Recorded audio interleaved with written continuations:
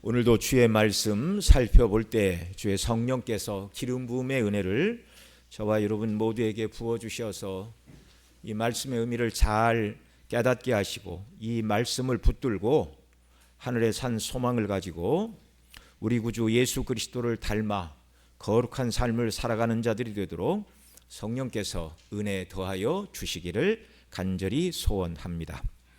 스가랴 5장은 죄에 대하여 심판하시는 하나님의 공의의 모습을 보여주고 계십니다. 스가랴 5장에는 두 개의 환상이 기록되어 있는데 앞 시간에 살펴본 바대로 날아가는 두루마리와 그리고 오늘 살펴보려는 에바 속에 앉아있는 여인에 관한 환상의 말씀입니다. 이 두 개의 환상을 각각의 환상으로 분류하면 스가랴 1장에서 부터 다음 시간에 살펴볼 6장에 기록된 이제 네 병거의 환상까지 총 8개의 환상을 통하여 하나님의 계시를 보여주시는 내용이고요. 스가랴 5장에 기록된 앞 시간에 살펴본 날아가는 두루마리 그리고 오늘 살펴볼 에바 속의 여인의 환상을 죄에 대한 하나님의 심판을 두 번 보여주시는 모습으로 하나의 주제로 묶어서 보면 7개의 환상을 주신 것으로 그렇게 이해할 수도 있습니다.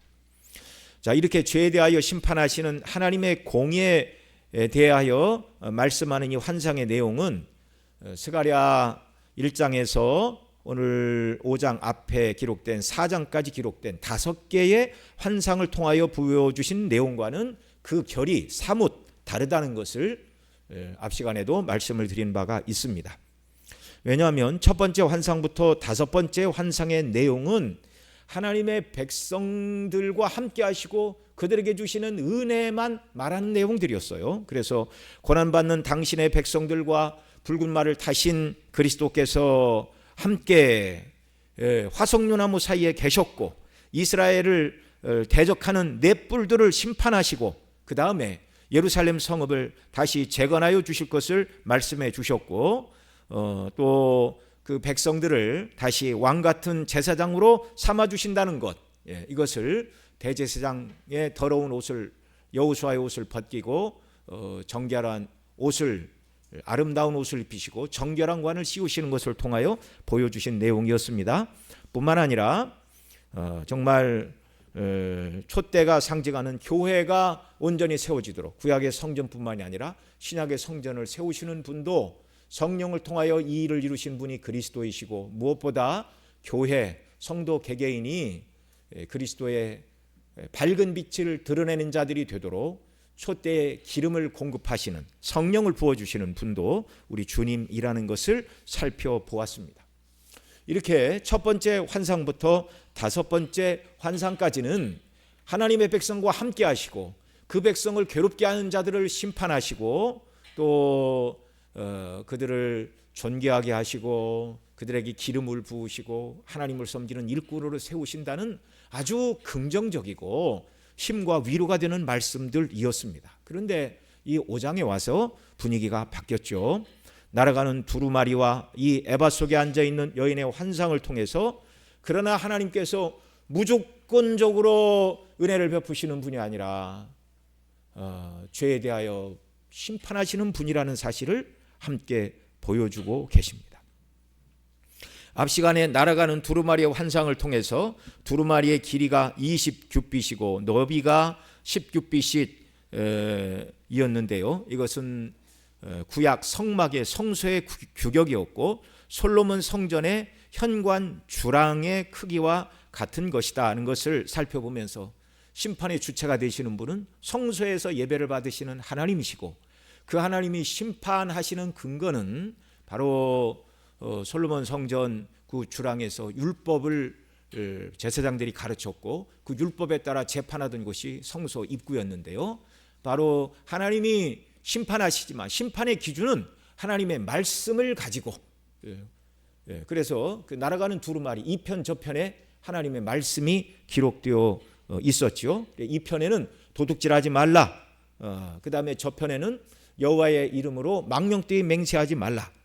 두 가지 죄가 하나님이 심판하시고 그 두 가지 죄만 가장 큰 죄가 아니라 율법의 핵심인 하나님 사랑과 이웃 사랑을 대표하는 죄를 거기 하나씩 적시한 것이다. 이 말씀도 우리가 살펴봤습니다. 그래서 율법에 어긋나는 모든 자들을 두루마리가 날아가는 것은 하나님께서 이 말씀을 가지고 그 안에 있는 모든 백성들을 살펴보신다는 말씀입니다. 불꽃 같은 눈으로. 그리고 죄를 찾아내사 택한 백성이라면 죄로 징계하시고 택한 백성이 아닌 자들은 그 백성 가운데 끊어버리신다. 그들의 집도 불살라 버리신다. 이렇게 두려운 말씀을 주셨습니다. 포로에서 돌아와 유다와 예루살렘 땅에 거하며 외적으로는 함께 성전을 재건하고 있는 무리들 가운데 그들 모두가, 다른 말로 바꾸면 다 구원받은 하나님의 백성은 아니라는 것입니다. 그들 모두가 다 영광스러운 하늘아버지의 집에 들어갈 자들은 아니라는 경고의 말씀입니다.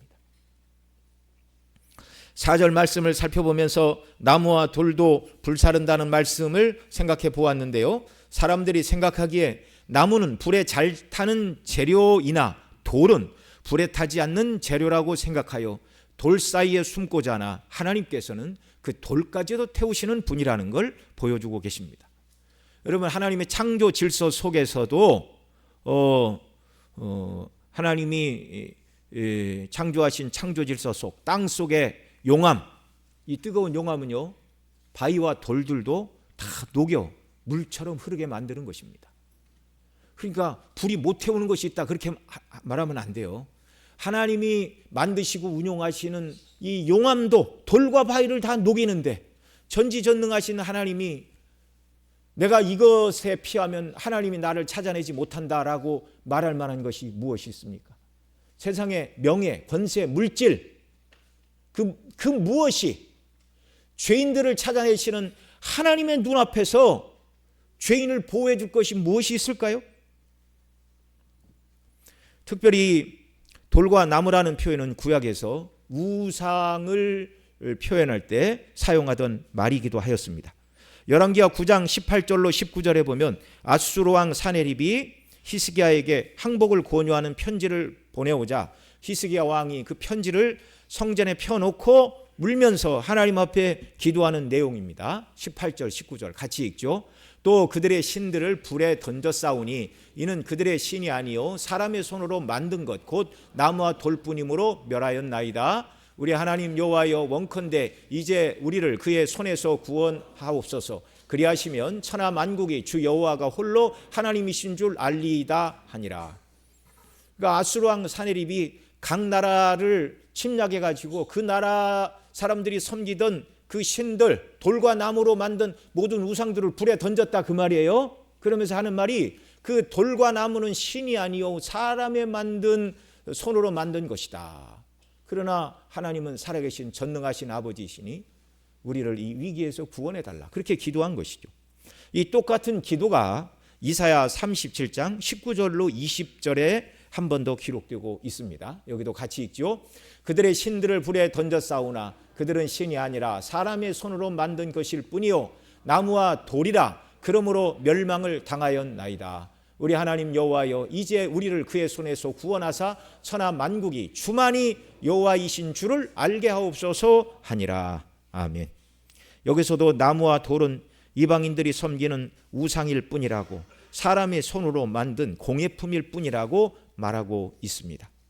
여러분, 사람이 잘 살아보려고 하나님 아닌 다른 것, 세상의 명예와 물질과 권세, 아니 그 시대 사람들이 의지했던 어떤 우상을 의지한다 할지라도 아무런 소용이 없다는 것입니다. 하나님께서 여호와 하나님 이외에 다른 우상을 숭배하는 모든 자들을 다 찾아서 그와 그들의 집을 다 불사르시겠다 말씀하고 계세요. 하나님은 홀로 영광 받으시고 홀로 사랑을 받으시고 홀로 존중을 받으시는 것 이외에 다른 어느 것도 용납하지 않는 분이심을 기억하시기 바랍니다. 그런데 악을 행하는 죄인들은요, 재앙을 당하고 끝나는 것이 아니라 오늘 본문 스가랴 5장 5절로 11절 말씀에서는 악을 행하는 그 자들을 하나님께서 하나님의 성 예루살렘에서 옮겨 신할 땅으로 보낼 것이다. 이렇게 말씀하고 계십니다. 자, 오늘 본문 5절로 11절 내용은 크게 두 가지 장면이 기록되고 있습니다. 먼저 5절로 8절에서는 스가랴 선지자가 환상 가운데 무엇을 봤어요? 무엇이 몰라서 무엇인가 이게 무엇입니까? 물었더니 천사가 설명해 줍니다. 이것은 에바니라.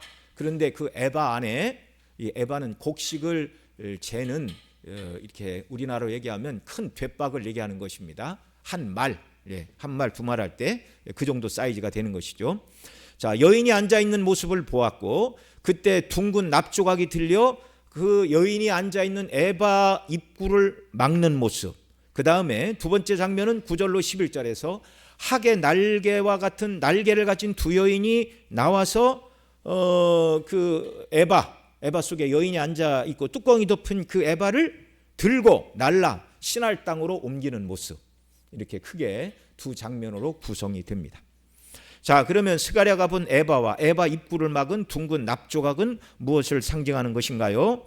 앞 시간에 살펴본 나라마는 두루마리 환상에서 두루마리 2편 저편에 기록된 말씀이 죄를 판단하는 하나님의 말씀을 상징하는 것이었는데, 여기에 등장하는 에바와 둥근 납조각들도 그들의 죄를 드러내기 위한 상징적인 도구로 말씀하고 있습니다. 오늘 본문 5절로 8절 한 절씩 읽겠습니다.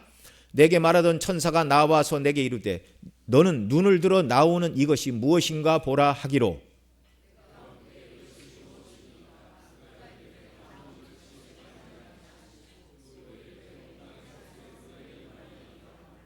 이 에바 가운데에는 한 여인이 앉았느니라 하니 그때 둥근 납 한 조각이 들리더라.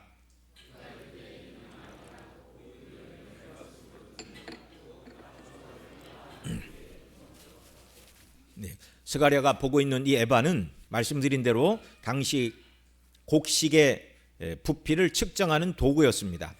유대인들이 사용하던 가장 큰 부피의 단위는 호멜이었는데요, 대략 220리터였고 이 에바는 10분의 1 호멜로서 대략 22리터가 한 에바였습니다. 에바 뚜껑을 덮는 둥근 납도 저울의 무게를 재는 추로 사용되는 것이었습니다.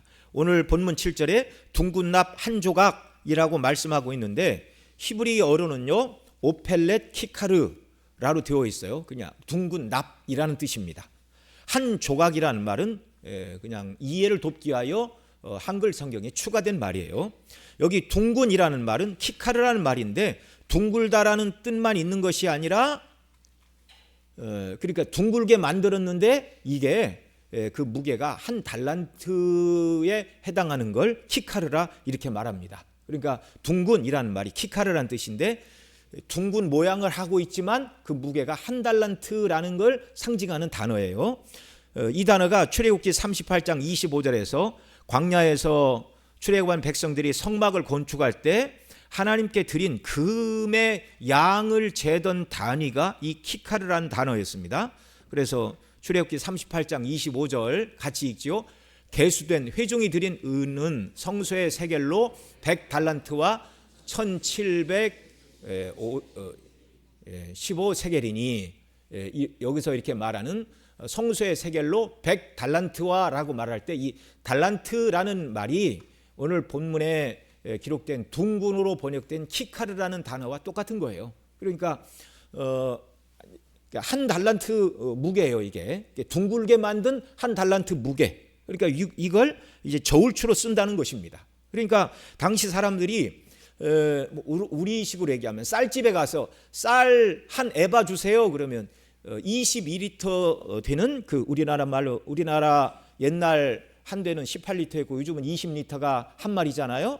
그러니까 22리터 되는 에바에 한 에바를 주세요. 그러면 22리터 되는 에바에 담아 주었고 또 예를 들어서 한 달란트 쌀을 주세요. 그러면 양팔 저울에 한쪽에는 34kg에 해당하는 저울추를 놓고 반대편에는 그만큼에 해당하는 쌀을 놓아서 이렇게 물건을 매매했다는 말입니다. 그때 쓰였던 것이 에바와 바로 이 둥근 납조각, 둥근 조각, 다른 말로 얘기하면 한 달란트의 납, 그런 의미가 되겠습니다.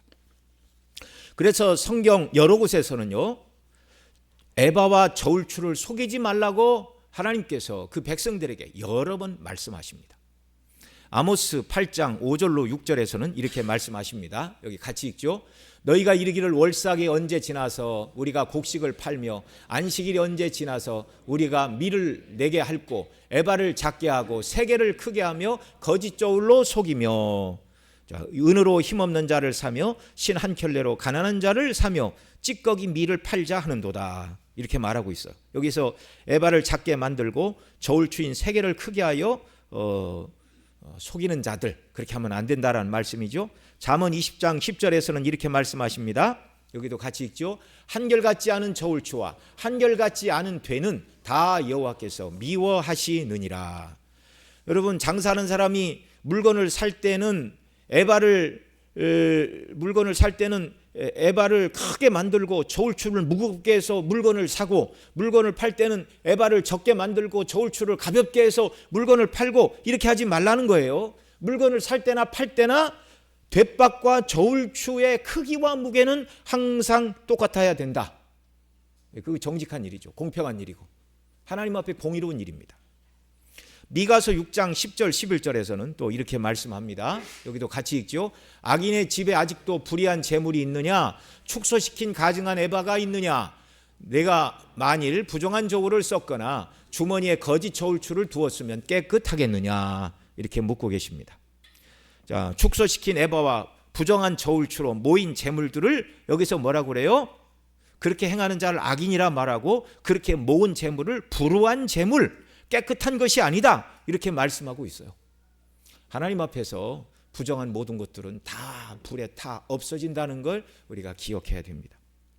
여기 스가랴 5장 1절로 4절에서 날아가는 두루마리의 모습을 통하여 두루마리 이편 저편에 형제를 사랑하지 않음으로 도둑질하고, 또 저편에는 도둑질하고도 그런 적이 없다고 하나님의 이름으로 망령되이 맹세하여 하나님을 멸시하는 죄를 기록한 두루마리가 도둑질하고 헛되이 맹세하는 죄를 지적하는 것이었다면, 오늘 본문 5절로 8절에서 말씀하시는 에바와 둥근 납 조각도 마찬가지입니다.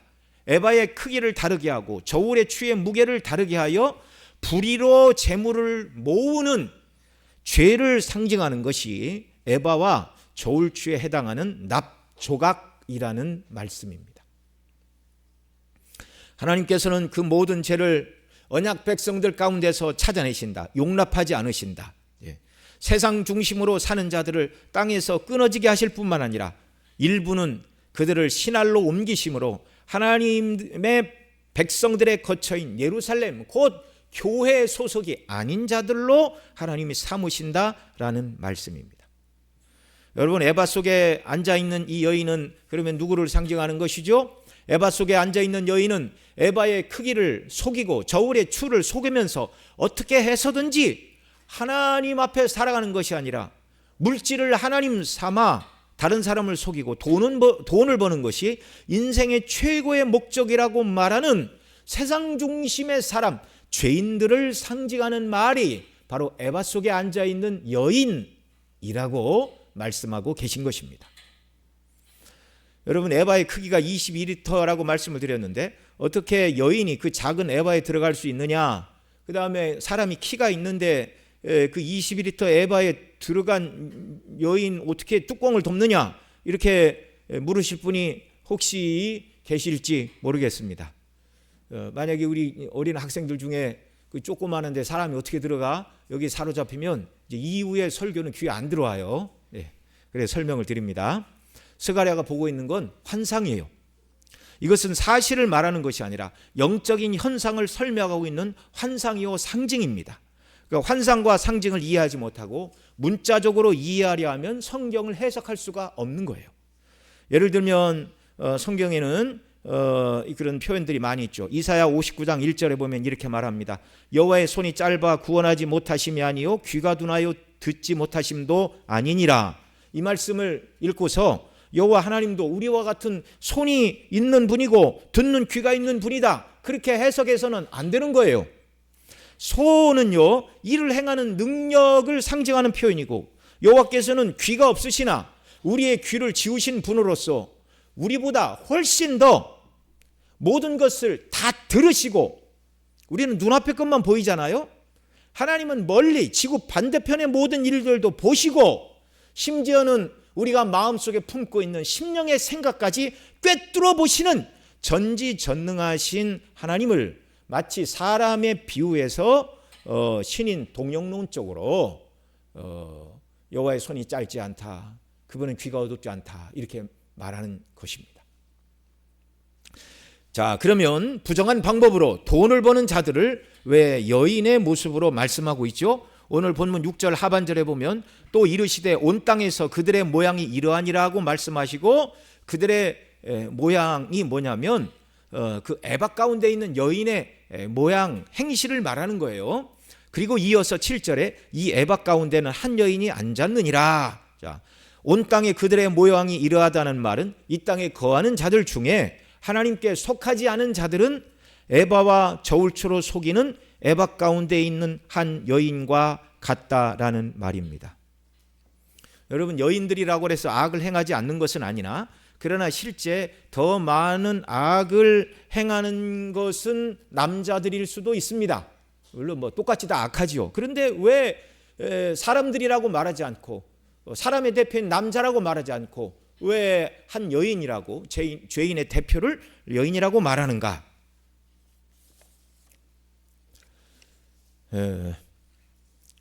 여러분, 하나님의 백성이라고 말하는 자들이 하나님 대신 물질을 더 사랑하는 것은 돈의 신인 맘몬을 숭배하는 것으로서, 구약에서 우상 숭배는 영적인 간음이라고 말씀하고 있습니다. 신약의 사도 바울도 골로새 3장 5절에서 탐심은 우상 숭배라고 명확하게 말씀하고 있어요. 물질을 사랑하는 게 뭐라고요? 우상 숭배라고요. 그리고 역대상 5장 25절에서는 이렇게 말합니다. 저희가 그 열조의 하나님께 범죄하여 하나님이 저희 앞에서 멸하신 그 땅 백성의 신들을 간음하듯 섬긴지라. 자, 우상 숭배를 뭐라고 말한다고요? 영적인 간음으로 표현하고 있다고요. 그래서 성경은 이 세상의 모든 사람들을 설명하되 두 여인에게 속한 자들이라고 말합니다. 모든 부류의 사람은 두 여인 중에 한 여인에게 속하여 있다, 그 말이죠. 성경이 말씀하는 두 여인의 모습은 우리가 살펴본 요한계시록에 기록되어 있습니다. 이 두 여인은, 한 여인은 하나님께 대한 신실함과 하나님에 대한 사랑을 지킨 어린 양의 신부인 예루살렘에 속한 자들이고, 또한 부류는 세상과 간음한 여인인 음녀 바벨론에 속한 자들로 나뉘어집니다. 그러니까 이 땅에 있는 모든 사람들을요, 두 여인에게 속했다 이렇게 말해도 되고, 두 도시에 속했다 이렇게 말할 수도 있어요. 자, 그리스도 밖에 있는 자들은 어떤 여인에게 속해 있다고요? 음녀에게 속해 있다. 그런데 그 음녀를 도시 바벨론에 비유하고 있습니다. 그러니까 예수님 믿지 않고 물질 중심으로, 세상 중심으로 살아가는 자들을 향하여 그런 사람들은 음녀에게 속했다, 또는 도시로 말하면 바벨론에 속한 자다 이렇게 말할 수 있고, 예수님 믿고 하나님을 경외함으로 살아가는 성도들은 어린 양의 신부에 속한 자들이다. 그들을 성경에서는 거룩한 성 예루살렘이라고 말하고 있어요. 저와 여러분 모두는 누구에게 속한 자입니까? 어린 양의 신부에 속한 자들이고 거룩한 성 예루살렘에 속한 자들임을 믿으시기 바랍니다. 이유가 뭐예요? 예수 그리스도를 믿기 때문에, 예수님 믿어서 그 모든 죄로, 그 피로 우리의 모든 죄가 다 사함을 받았기 때문입니다. 여러분, 여기 지금 에바와 저울추를 속이는 죄를 말하고 있는데, 이 땅에 태어난 사람들 중에 죄 한 번 안 진 사람이 어디 있습니까? 죄진 것만 가지고 하나님이 판단하시면 다 지옥 형벌이에요. 자, 이 여인에 속한 자들, 요한계시록 17장 1절로 2절에서 땅에 속한 자들, 곧 구원받지 못하고 세상 중심으로 살아가는 자들을 음녀에게 속한 자요, 바벨론에 속한 자다 이렇게 말하고 있습니다. 자, 여기 계시록 17장 1절 2절 같이 읽습니다. 또 일곱 대접을 가진 일곱 천사 중 하나가 와서 내게 말하되 이르되 이리로 오라. 많은 물 위에 앉은 큰 음녀가 받을 심판을 내게 보이리라. 땅의 임금들도 그와 더불어 음행하였고 땅에 사는 자들도 그 음행의 포도주에 취하였다 하고. 아멘. 그 많은 물이 세상을 상징하는 거라고 말씀을 드렸죠. 그러니까 세상의 대다수의 사람들은 바로 이 음녀에게 속한 자인데, 계시록 17장 몇 구절 뒤인 5절에 가서 이렇게 말합니다. 큰 바벨론이라 땅의 음녀들과 가증한 것들의 어미라 라고 그 음녀를 부르고 있어요. 큰 바벨론이라 땅의 음녀들과 가증한 것들의 어미.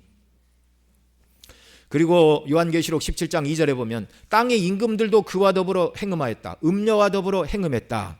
세상의 권세자들도 이 음녀가 제안하는 이 음행의 잔, 나와 함께 하나님이 없다고 말하는 이 음행의 잔, 그 음행은 물질의 잔이에요. 이것을 마시면 물질과 명예와 권세를 얻고 세상 쾌락을 누릴 수 있는 이 잔을 나와 함께 마시자라고 유혹하는 음녀 바벨론, 이것이 바로 세상의 정신이고 원리라고 요한계시록 강론할 때 말씀을 드린 바가 있습니다.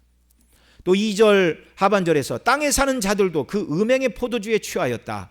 여기 땅에 사는 자들은요, 계시록에서 하늘에 거하는 자들과 반대말로서 하늘에 거하는 자들이 구원받은 하나님의 백성과 자녀를 상징하는 표현이라면, 땅에 사는 자들 또 땅에 거하는 자들은 구원받지 못한 세상에 속한 자들을 표현하는 말인 것을 우리가 계시록 강론하면서 여러 번 말씀을 드린 바가 있습니다. 그러니까 이 땅에 사는 자들, 곧 그리스도에게 속하지 않은 모든 자들도 음녀가 내미는 음행의 잔을 마시고 그 포도주에 취한 자들이다, 그렇게 말씀하고 있습니다.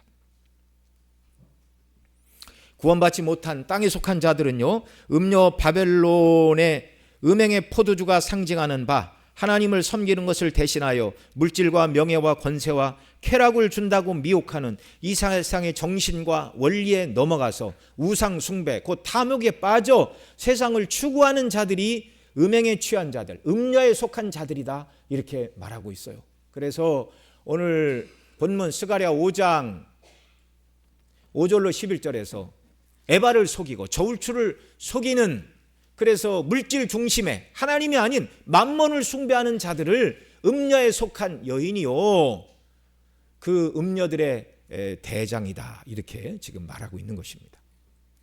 두 번째 부류의 사람들은 요한계시록 21장 9절에서 말씀하는 어린 양의 신부에게 속한 자들입니다. 여기 같이 읽죠. 7 대접을 가지고 마지막 7 재앙을 담은 7 천사 중 하나가 나와서 내게 말하여 이르되 이리 오라, 내가 신부 곧 어린 양의 아내를 내게 보이리라 하고, 그리고 10절에 보면 어린 양의 아내 신부를 보이리라 하고 보여주시는 것이 거룩한 성 예루살렘이었어요. 그래서 이 세상에 있는 모든 사람들은 두 부류로 나눠지는데, 두 여인에게 속했다 또는 두 도시에 속했다, 이렇게 말할 수 있다고 말씀을 드리는 것입니다. 그리스도 밖에 있는 자들은 음녀에게 속한 자요, 바벨론에 거하는 자들입니다. 예수님 믿고 구원받은 자들은 어린 양의 신부에 속한 자들이고, 그들은 거룩한 성 예루살렘의 백성들이라는 말입니다. 스가랴 시대 포로된 땅에서 포로된 땅이었던 바벨론에서 함께 돌아와 여호와의 성전을 재건하는 무리들 가운데 온전히 여호와의 언약의 핵심인 오실 메시아를 통한 구원을 바라보고 하나님을 사랑하며 그 말씀대로 사는 것이 삶의 목적인 구원받은 성도들만 있는 것이 아니라, 그 무리 가운데 언약 백성들 속에 참된 언약 백성이 아닌 자들이 섞여 있다라는 말입니다. 도둑질과 거짓 맹세를 하는 자들, 에바와 저울추를 속이고 물질의 탐욕에 빠져, 탐심은 우상 숭배라고 성경이 말하는 대로 하나님 대신 우상을 섬기며 살아가는, 계시록이 말하는 음녀에게 속한 자, 바벨론에 속한 삶을 살아가는 자들이 구약시대에도 있었다는 말입니다. 이들의 영적인 소속은 예루살렘이 아닙니다. 거룩한 성 예루살렘이 아닙니다. 그래서 언약 백성들에게 주신 예루살렘 땅이 상징하는 영적인 하나님의 나라, 그 땅에 거주하지 못하고 우상을 숭배하는 이들은 신할 땅으로 옮겨지게 될 것이다. 하나님의 백성들 가운데서 하나님이 그들을 구별하시는 때가 온다는 말입니다. 탐심을 인하여 물질의 신인 만몬에게 굴복한 부정한 여인에 속한 모든 자들은 신할 땅으로 옮겨질 것이다. 그것이 오늘 본문 스가랴 5장 9절로 11절 말씀입니다. 여기 한 절씩 또 같이 읽죠. 내가 또 눈을 들어본즉 두 여인이 나오는데 하게 날개 같은 날개가 있고 그 날개에 바람이 있더라. 그들이 그 에바를 천지 사이에 들었기로.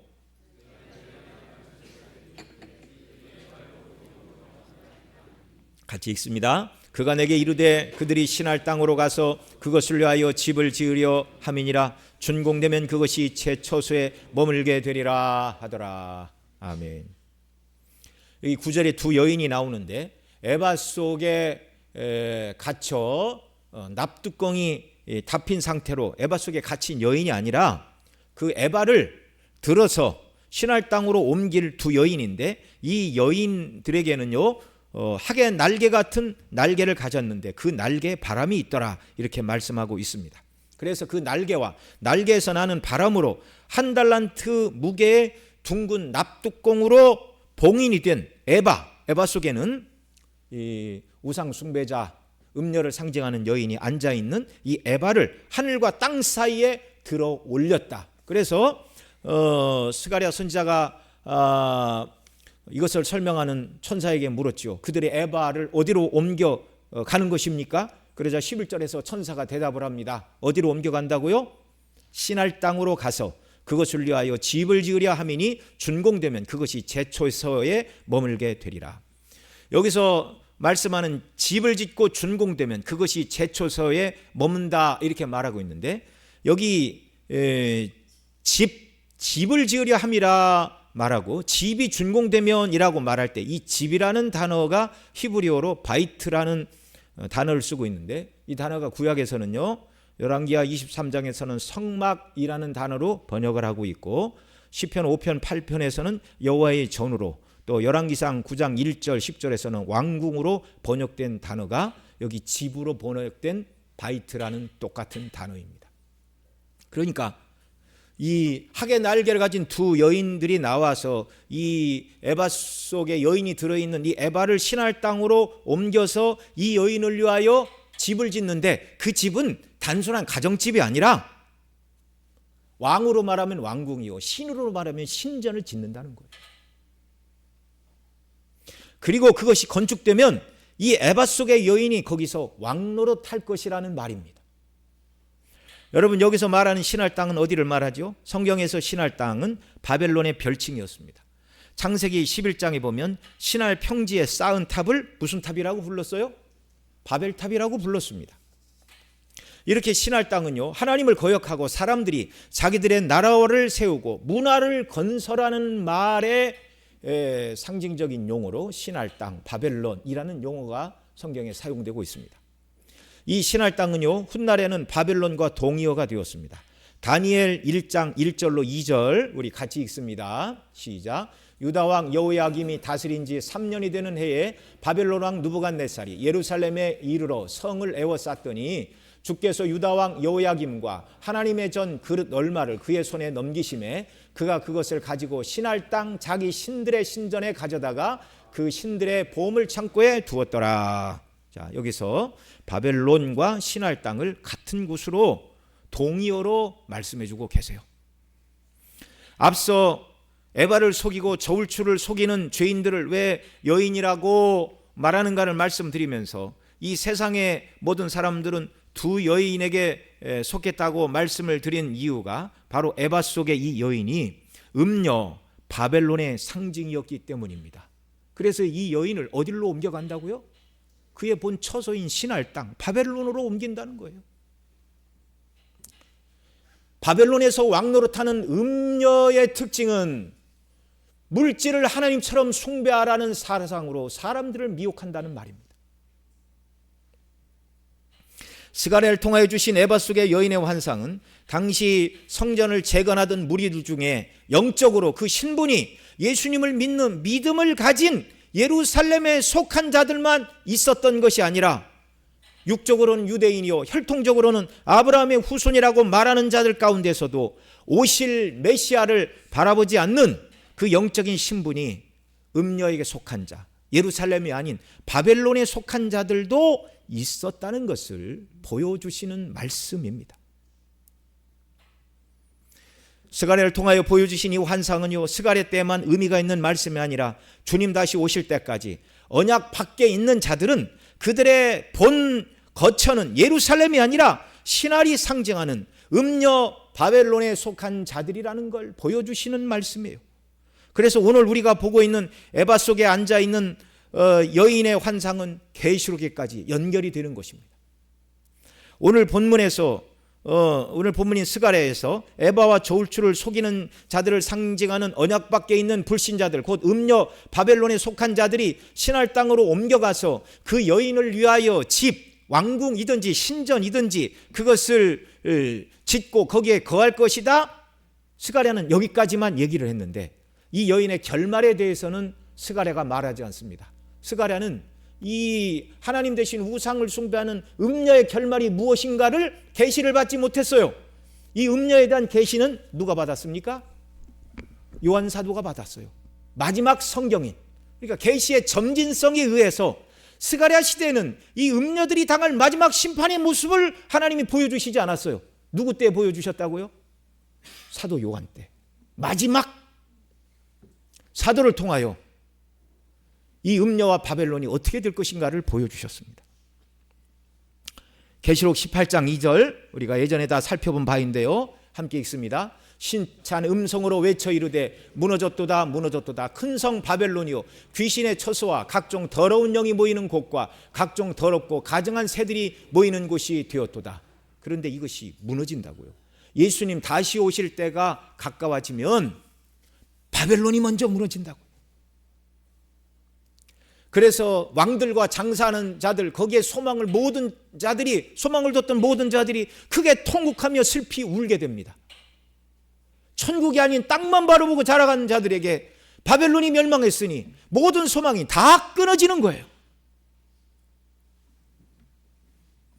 오늘 이 자리에 나와 하나님을 예배하는 저와 여러분은 바벨론에 속한 자들입니까? 예루살렘에 속한 자들입니까? 바벨론에 속한 자가 되어서는 안 되겠죠. 이 말씀을 들으면 우리는 내가 바로 에바를 속이고 저울추를 속인 자가 아닌가?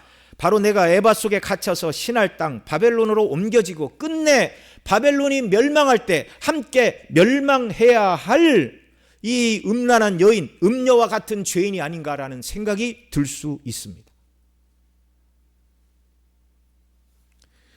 우리도 하나님의 공의대로만 판단을 받으면 이 여인과 같이 예루살렘 고 구원받은 하나님의 백성들의 모이면 교회가 아니라 음녀 바벨론에 속한 자들이어야 마땅합니다. 하나님께서 율법대로만 우리를 판단하시면 저와 여러분 모두는요 지옥 형벌을 면할 수가 없어요. 그러나 우리가 에바를 속이고 저울추를 속인 것과 같은 죄와 허물이 가득한 자들이나 우리의 모든 죄값을 우리 구주 예수 그리스도께서 십자가에 피 흘려 우리의 모든 죄값을 대신 지불하셨음을 여러분 믿으시기 바랍니다. 그래서 죄인인 저와 여러분이 음녀에게 속한 자들이 아니라 어린 양의 신부에 속한 자들이 되었고 세상 중심으로 살아가는 바벨론의 백성이 아니라 거룩한 성 예루살렘의 백성이 된 줄을 믿으시기 바랍니다. 오직 하나, 그리스도 예수를 믿는 믿음으로 살아가느냐 그렇지 않느냐. 예수 그리스도를 믿는 우리에게 우리 구주 예수님은 완전한 의가 되어 주셨어요. 하나님께서 예수님 믿는 저와 여러분을 판단하실 때 우리의 행한 바 우리의 행실을 보고 판단하시는 것이 아니라 예수님의 완전한 의를 보시고 우리를 의롭다 판단하시는 줄을 믿으시기 바랍니다. 그래서 예수님을 믿어야 되는 거예요. 이 예수님을 믿고 구원받은 자들에게는요 새 사람의 원리가 주어졌습니다. 여러분, 나는 정말 예수님 믿어요. 그분이 내 죄를 용서해 주신 줄을 믿어요. 나는 예수님 믿고 거듭나 새 사람이 되었어요 라고 말하고 싶다면 새 사람의 원리가 나에게 있는가를 점검하시기 바랍니다. 예수님 믿음으로 새 사람의 원리가 주어진 자들은요 에베소서 4장 23절로 24절에서 사도가 이렇게 말했어요. 여기 같이 읽죠.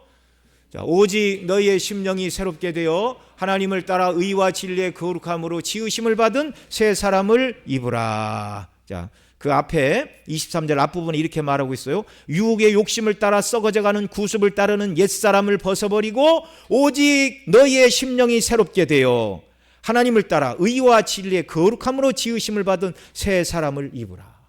거듭난 하나님의 백성들에게는 때로는 이 새 사람의 원리가 연약할 때도 있지만 새 사람의 원리가 주어진 자들이다, 그 말입니다.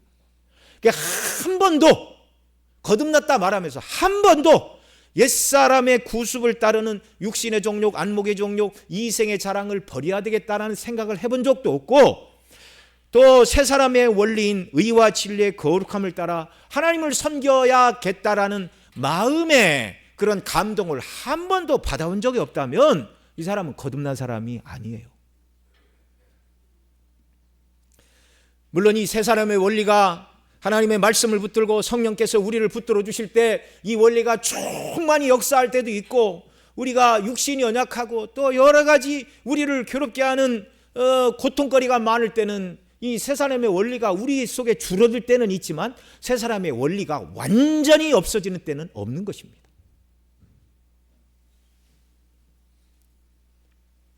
이 새 사람의 원리가 있는 사람은요, 삶의 목적이 물론 육신을 입고 살아가니까 때때로 물질에 대한 염려와 근심과 걱정이 있고 그것을 위해서 살아가는 때도 없지 않으나, 그러나 근본적인 삶의 목적은 믿지 않는 자들처럼 물질과 명예와 권세와 세상 쾌락에 있지 않다는 것입니다. 누가요? 어린 양의 신부들, 예루살렘에 속한 자들의 삶이 그렇다는 것입니다. 마음의 상태가 그렇다는 것입니다. 그러나 반대로 예수 그리스도의 대속의 구원을 믿지 않는 자들은 예루살렘의 몸은 살고 있으나, 곧 교회에 몸을 담고 있으나 영적인 소속은 음녀에게 속한 자요, 세상 영광을 추구하는 바벨론 사람이라는 말입니다. 이들은 예수님 믿지 않음으로 죄사함을 받지 못했을 뿐만 아니라 거듭나지 않은 자들로서 새 사람의 신분과 원리가 없는 자들이에요. 그래서 하나님 사랑하라 말하면 감동이 되지 않습니다. 하나님 뜻대로 순종해야 한다고 그러면 내가 왜 그래야 돼? 죄사함 받고 구원받은 은혜가 없으니 내가 왜 하나님 뜻대로 순종해야 돼? 너무나 당연한 반응이죠. 그러나 그리스도의 대속의 피로 죄사함 받고 하나님의 자녀가 되었다는 것을 성령께서 온전히 깨닫게 하시면 나의 사랑은 하나님이고 나의 왕은 그리스도이고 이 땅에서의 나의 삶의 목적은 하나님 뜻에 순종하는 것이 될 수밖에 없는 것입니다. 스가랴 시대 성전을 재건 아들 중에서 육체적으로는 유대인이요 혈통적으로는 아브라함의 후손들이라고 해서 그들 모두가 다 예루살렘에 속한 자들이 아니라는 말씀. 언젠가는 여기 신할 땅으로 옮긴다는 건 상징적인 표현이죠. 하나님의 백성 가운데 하나님이 갈라내신다는 표현이에요. 이 말씀은요, 오늘 교회에 출석한다고 다 구원받은 하나님의 자녀는 아닐 수도 있다는 경고의 말씀으로 들어야 됩니다. 오늘 우리가 함께 한 교회에 출석하고 있으니 하나님을 섬기는 일과 예배 드리는 이것을 정말 삶의 목적으로 삼느냐, 아니면 하나님을 예배하고 하나님을 섬기는 것을 무엇을 얻기 위한 수단으로 삼느냐에 따라서 내가 어린 양의 신부인지 음녀에게 속한 자인지도 구분할 수 있는 하나의 판단 기준이 될 수도 있는 것입니다.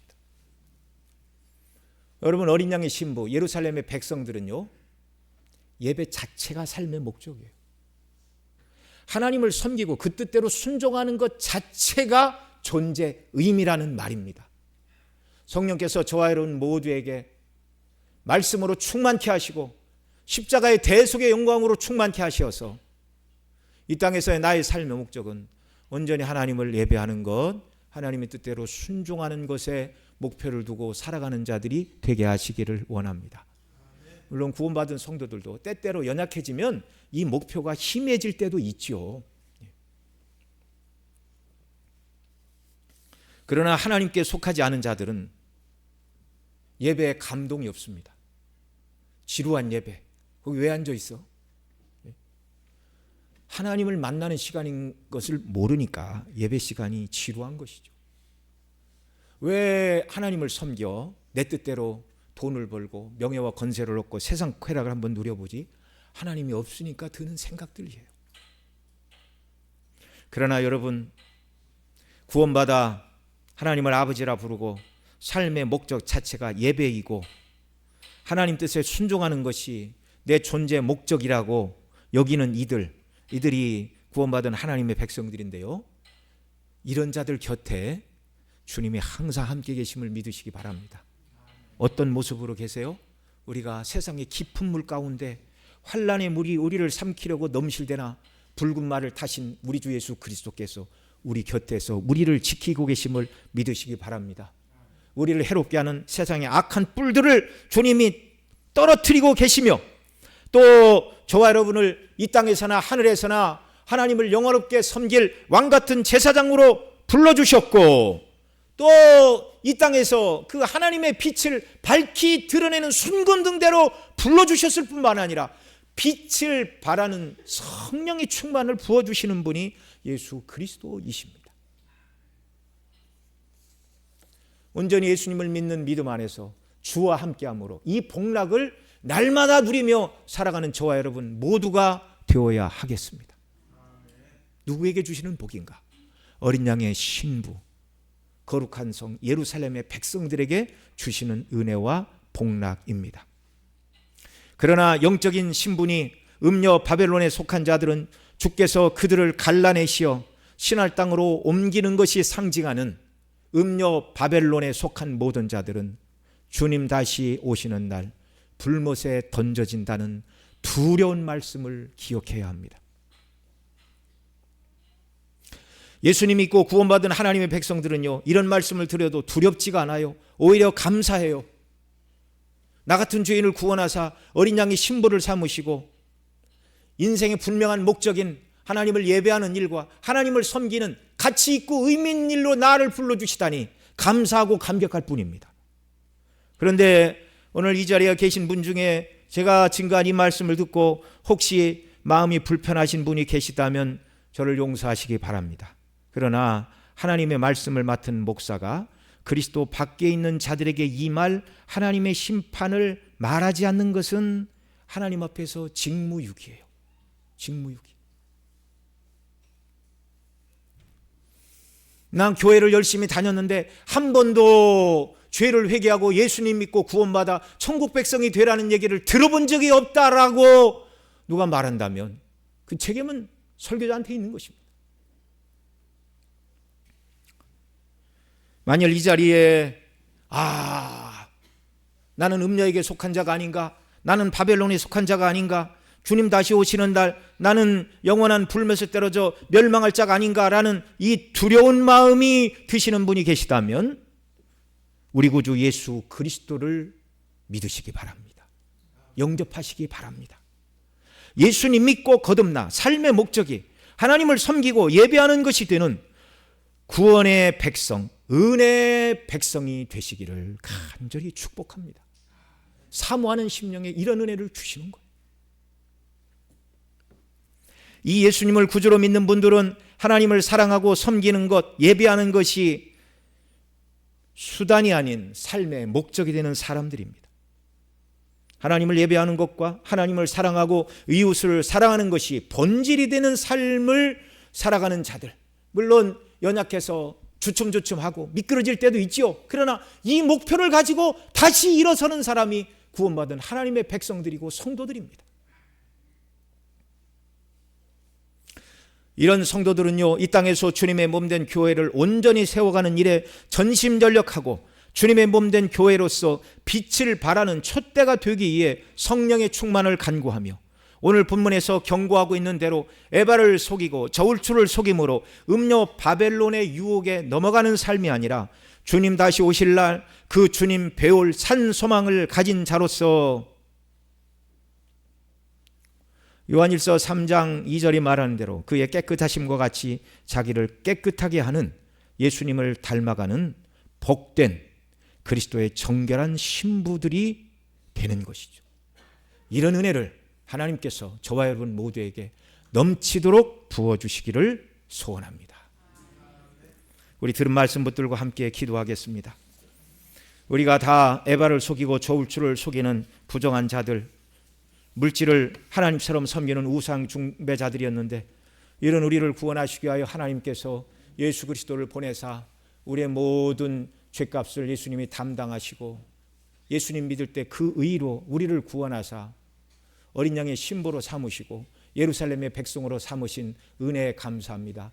이 믿음을 내게 더하여 주시고 주님의 백성답게 정결한 신부로 세상이 아니라 하나님의 영광을 위하여 살아가는 자가 되게 하여 주시고, 그런 삶 가운데 고난을 당하지만 주님이, 만왕의 왕이신 주님이 내 곁에 내 손을 잡고 함께 계시고 도우심을 구할 때 성령을 부어주사 능력으로 감당하게 하실 주의 도우심과 은혜로 충만케 하시기를 우리 이 시간 함께 간절히 간구하겠습니다.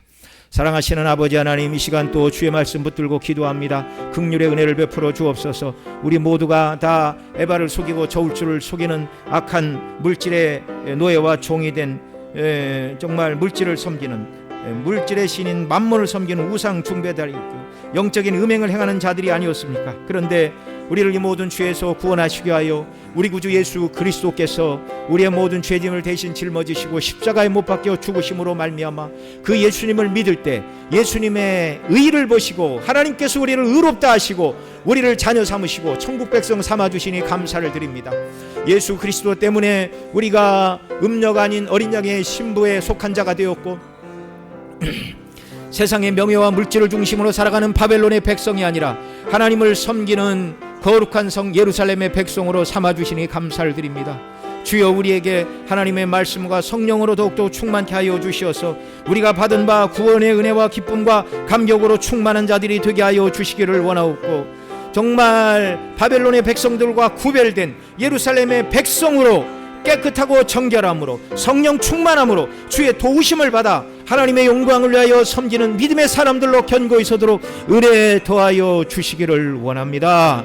하나님 아버지, 연약한 저희들 날마다 우리를 붙들어 주시고 우리 주 예수 그리스도께서 날마다 깊은 물 가운데 있는 우리를 붙들어 주시고 건져 주시고 은혜로 주장하여 주옵소서. 존귀하신 우리 구주 예수님의 이름으로 기도드리옵나이다. 아멘.